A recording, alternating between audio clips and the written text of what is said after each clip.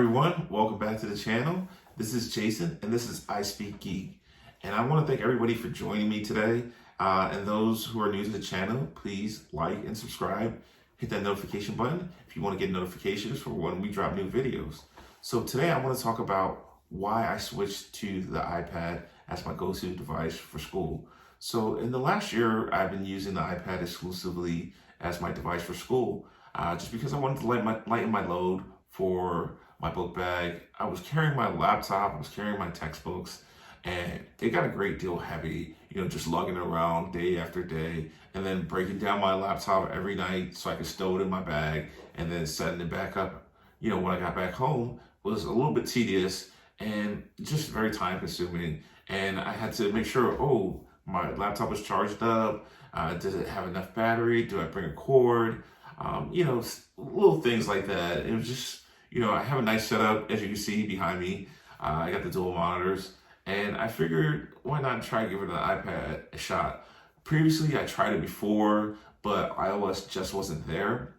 And now, after iOS 13 dropped, that gave us a full browser, that gave us multitasking, and also with the iPad Pro, you have the 120 hertz screen refresh rate, and that gave us buttery smooth, low latency, able to draw on the screen like you're writing in a notebook. And that was enough for me to consider using the iPad as a go-to device. And as a matter of fact, it became my primary device, not only for school, but like outside of, outside of home. Like when I'm at work and I want to do some light browsing, I whip out my iPad and I look at stuff, because sometimes you don't want to look on the work network for whatever you want to look up if you're, on Amazon or, matter of fact, on Apple's site, shopping for new things.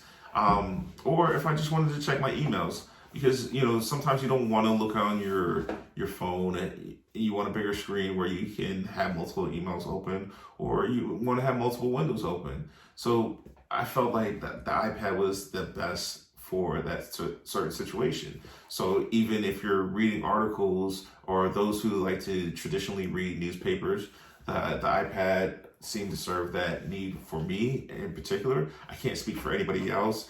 I'm deeply embedded in the Apple ecosystem, so I can attest to the way that everything works together. So, when I start a note on my iPad, it picks up right on my laptop, or it's on my phone. So when I'm in school and I'm jotting down notes, I know that I can go back home and open up my laptop and my note's going to be there.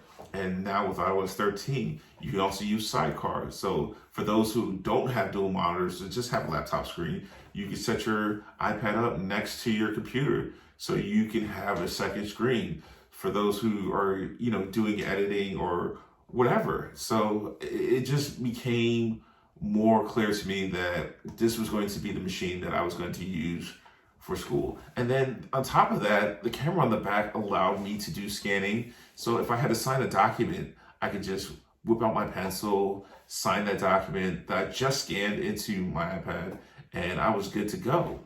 And I think, if you're going to get it, you don't necessarily need to get the biggest and best one. Me personally, I'll put the specs on the screen so you can see which one that I personally bought. But like, I do iCloud storage, and I think that's enough for me to, store everything, mostly the pictures. But a lot of people are like, hey, Jason, should I get the 256? Should I get the 512? I like to have a lot of storage. I mean, not necessarily. If you're, you can store everything in the cloud and it'd be perfectly fine. But if you're trying to save money in the long run, I can understand if you want the big storage. But also, you can also now hook up a USB device to the iPad, but you would have to use a dongle and then connect it that way. I do have one just in case I do run out of storage. But again, like I said, I bought the cloud service and it's been fine. And really, this device has been a lifesaver for me. So I also sprung for the cellular version this time around.